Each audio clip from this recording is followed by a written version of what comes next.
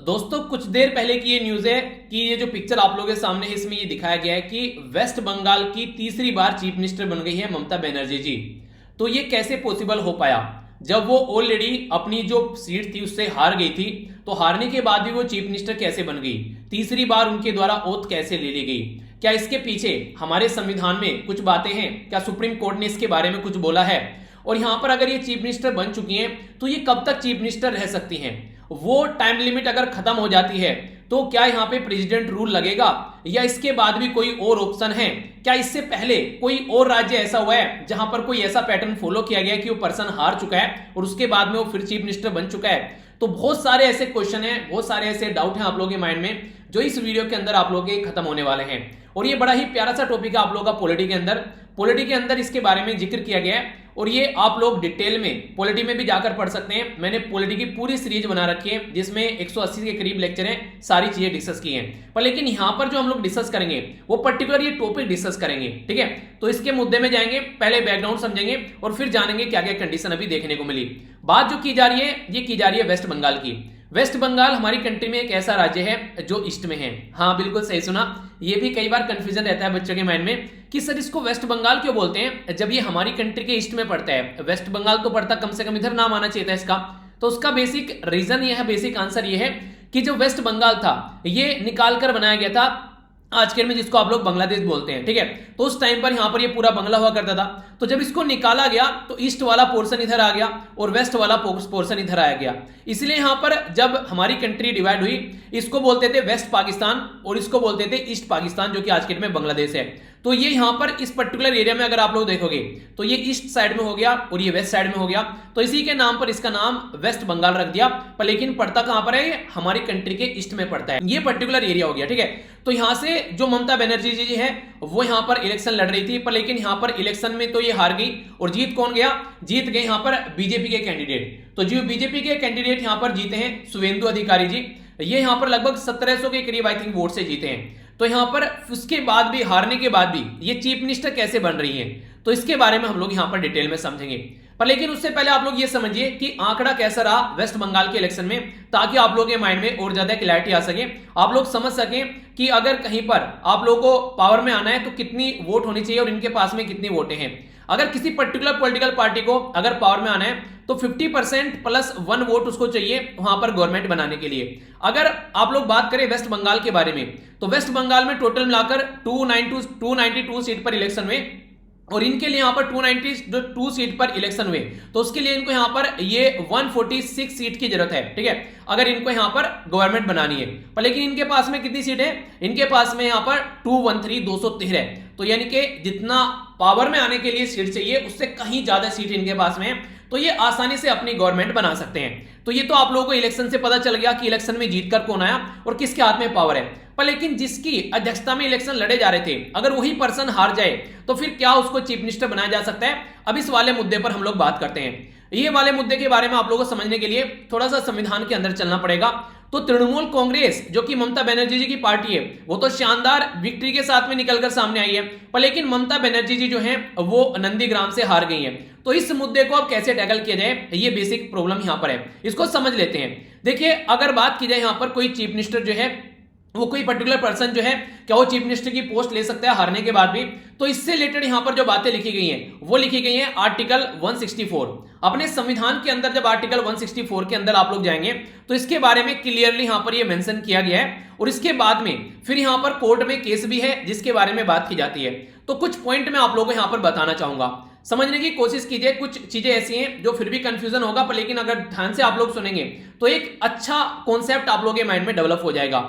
Article 164 जो है हमारे संविधान में ये बात करता है कि अगर कोई पर्टिकुलर पर्सन जो है वो अगर किसी भी हाउस का मेंबर नहीं है, किसी भी हाउस का मेंबर क्यों बोल रहा हूं यहां पर मैं, अगर आप लोग नॉर्मल तरीके से समझेंगे तो हमारी कंट्री में अगर स्टेट के अंदर आप लोग जाएंगे तो स्टेट एग्जीक्यूटिव के अंदर 2 पार्ट होते हैं, एक को बोलते हैं लेजिस्लेटिव असेंबली और दूसरे को बोलते हैं लेजिस्लेटिव काउंसिल। तो यहां पर ये सारी जो लेजिस्लेटिव असेंबली है और जो काउंसिल है, सबसे इंपॉर्टेंट बात तो ये कि ये सारे राज्यों में नहीं है। जी हां बिल्कुल सही समझा आप लोगों ने, सारे राज्यों में नहीं है, तो किस किस राज्य में है? तो ये आंध्र प्रदेश, बिहार, कर्नाटक, महाराष्ट्र, तेलंगाना और उत्तर प्रदेश। हमारी कंट्री में 6 राज्य ऐसे हैं जहां पर लेजिस्लेटिव काउंसिल भी है और इसी के साथ में लेजिस्लेटिव असेंबली भी है। पहली इंपॉर्टेंट बात, अभी रिसेंटली एक और राज्य ऐसा था जिसका नाम है जम्मू एंड कश्मीर, पर लेकिन वो क्या हुआ, वो अभी यूनियन टेरिटरी बन गया, तो इस लिस्ट से वो बाहर हट चुका है। तो यहां पर वेस्ट बंगाल के अंदर क्या है अभी फिलहाल, अगर आप लोगों को बोले तो वेस्ट बंगाल के अंदर ओनली क्या है, वेस्ट बंगाल के अंदर अभी फिलहाल लेजिस्लेटिव असेंबली है, यानी कि असेंबली है, वेस्ट बंगाल के अंदर काउंसिल नहीं है। तो वेस्ट बंगाल के अंदर अगर आप लोगों को आगे चलकर चीफ मिनिस्टर बनना है तो इसका सीधी सीधी बात ये निकल कर आती है कि आप लोगों को यहां पर असेंबली के अंदर जाना पड़ेगा, तभी आप लोग यहां पर चीफ मिनिस्टर बन पाएंगे। तो इतनी बात क्लियर हो गई यहां पर, क्योंकि काउंसिल यहां पर है ही नहीं है। और हाँ, एक और इंपॉर्टेंट बात, ऐसा नहीं है कि यहां पर काउंसिल है ही नहीं है यहां पर, ठीक है, यहां पर 1969 तक यहां पर अगर बात करें वेस्ट बंगाल जो है ये यहां पर यूनिकैमरिकल है। इससे पहले यहां पर आप लोगों को चीजें देखने को मिलती थी। ये ऐसा मुद्दा होता है जिसमें राज्य के ऊपर डिपेंड करता है, अगर वो लेजिस्लेटिव काउंसिल क्रिएट करना चाहते हैं तो क्रिएट कर सकते हैं, ये कोई बड़ा मुद्दा नहीं है। तो इनके ऊपर डिपेंड है, अगर इनको लग रहा है कि क्रिएट करना है तो ये क्रिएट कर सकते हैं, ठीक है। तो इसके बारे में यहां पर बात की जा रही है। तो अभी यहां पर इस आर्टिकल के बारे में अगर हम लोग बात करें तो जो बनर्जी जी हैं उनके पास में 6 महीने हैं, 6 महीने के अंदर अंदर अगर वो यहां पर जीतकर आ जाती हैं लेजिस्लेटिव असेंबली से तो यहां पर ये चीफ मिनिस्टर की पोस्ट कंटिन्यू रखेगी, वरना इनको चीफ मिनिस्टर की पोस्ट छोड़ना पड़ेगा। अब आप लोग ये बोलेंगे कि ऑलरेडी वहां पर सब जीत कर आ चुके तो कैसे काम होगा? तो देखिए, कोई ना कोई ऐसा मेंबर होगा जिसको बोला जाएगा कि आप लोग रिजिग्नेशन दो, यानी कि रिजाइन करो, और फिर इनको वहां से इलेक्शन लड़ाया जाएगा, तो फिर ये यहां से जीत कर आ जाएंगी और फिर यहां पर ये चीफ मिनिस्टर की पोस्ट जो है वो कंटिन्यू रखेंगी, ऐसा आप लोग बोल सकते हैं। क्या पहले भी ऐसा कुछ हुआ है? तो आप लोगों ने तनु वेड समन्नु मूवी देखी होगी कि हाँ पहले भी ऐसा हुआ है। शर्मा जी जब देखने जाते हैं फिर से लड़की को, तो पहले भी ऐसा हुआ है, तो बोलता है कि अब की बार मत देखो इसको, वरना अवस्थी जो है सीधा अगर गोली मारेगा। तो अगर बोले कि पहला ऐसा हुआ है, जी हाँ बिल्कुल हुआ है 2011 में, जब यहां पर ममता बनर्जी जी चीफ मिनिस्टर बनी तो पार्लियामेंट की मेंबर थी, यानी कि मेंबर ऑफ पार्लियामेंट यानी कि सांसद थी। तो उस टाइम पर भी कुछ ऐसा ही किया गया था यहां पर इनके द्वारा। तो कुछ मंथ के लिए यहां पर फिर उनके द्वारा इलेक्शन हुआ और उनके द्वारा यहां पर ये है यहां पर भावनीपुर, तो यहां से ये इलेक्ट होकर आई और उसके बाद में फिर ये चीफ मिनिस्टर कंटिन्यू रही। तो अभी अगर यहां पर इलेक्शन होते हैं और यहां पर ये जीत कर आती हैं तो यहां पर ये कंटिन्यू रह पाएंगी। इसके बारे में अगर बात करें तो सुप्रीम कोर्ट के अंदर केस भी है यहां पर, हरशरण वर्मा वर्सेस जो त्रिभुवन नारायण सिंह का केस है यहां पर, ये 1971 का। तो इसमें भी यहां पर ये बात बोली गई थी कि अगर कोई पर्टिकुलर पर्सन जो है चीफ मिनिस्टर बनना चाहता है तो इस तरीके से चीफ मिनिस्टर बन सकता है, इसको वैलिड करार दे दिया गया। एक इंपॉर्टेंट बात यहां पर ये है कि इसके अंदर क्या बोला गया है। अगर ये आर्टिकल आप लोगों ने थोड़ा सा ध्यान से पढ़ा और ध्यान से सुनाओ तो यहां पर कहीं भी चीफ मिनिस्टर नहीं लिखा हुआ है, यहां पर मिनिस्टर लिखा हुआ है, यानी कि 6 महीने के लिए आप लोग मिनिस्टर बन सकते हैं। पर लेकिन जब ये केस आया तो इस केस में वो चीज क्लियर की गई कि मिनिस्टर भी एक चीफ मिनिस्टर के जैसा ही होता है, ठीक है। तो बोला गया कि अगर कोई इस तरीके से एक मिनिस्टर को आप लोग अलग नहीं देख सकते हैं। तो यहां पर अगर बात की जाए तो मिनिस्टर को चीफ मिनिस्टर की तरीके से ही बोला गया और फिर इसको वैलिड करार दिया गया कि हाँ 6 महीने के लिए वो यहां पर पर्टिकुलर पोस्ट पर आ सकता है, ठीक है। तो एनी पर्सन जो चीफ मिनिस्टर बन सकता है, तो मिनिस्टर बन सकता है तो फिर चीफ मिनिस्टर भी बन सकता है। तो ये बात यहां पर बोली गई, पर 6 महीने के लिए यहां पर अलाउ किया गया दोनों को, चाहे कोई मिनिस्टर बने चाहे कोई चीफ मिनिस्टर बने। उसके बाद में उनको किसी भी हाउस से जीत कर आना पड़ेगा। तो किसी भी हाउस क्यों बोला गया? किसी भी हाउस इसलिए बोला गया, कई सारे राज्य में लेजिस्लेटिव असेंबली तो देखिए सब में, पर लेकिन कई सारे राज्य में लेजिस्लेटिव काउंसिल भी है।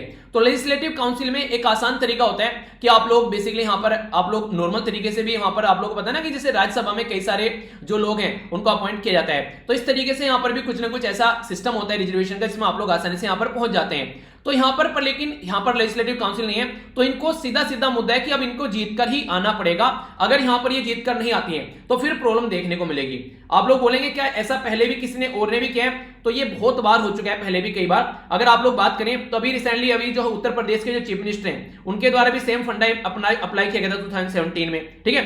उनके द्वारा भी यहां पर सेम पैटर्न में चीजें फॉलो की गई थी। तो ये सिचुएशन आप लोग देख सकते हैं। अगर कंडीशन ऐसी बन गई कि ये जब इलेक्शन लड़ने गई और फिर से इलेक्शन अगर हार जाती है तो फिर क्या होगा रे बाबा? तो उस बारे में अगर सोचा जाए तो क्या होगा, देखिए फिर यहां पर आप लोग प्रेसिडेंट रूल लगा सकते हैं, ठीक है।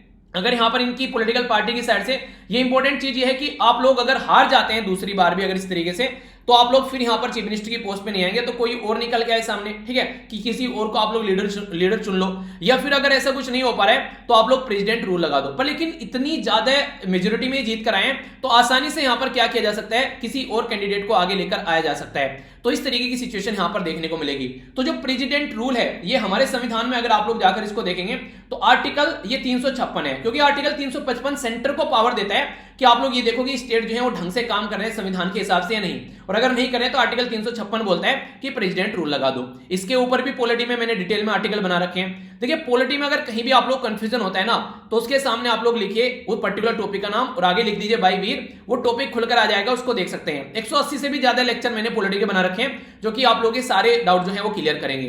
तो ये था आज का यहां तक का डिस्कशन। अगर आप लोगों को फिर भी कोई डाउट है तो कमेंट बॉक्स में जरूर बताना।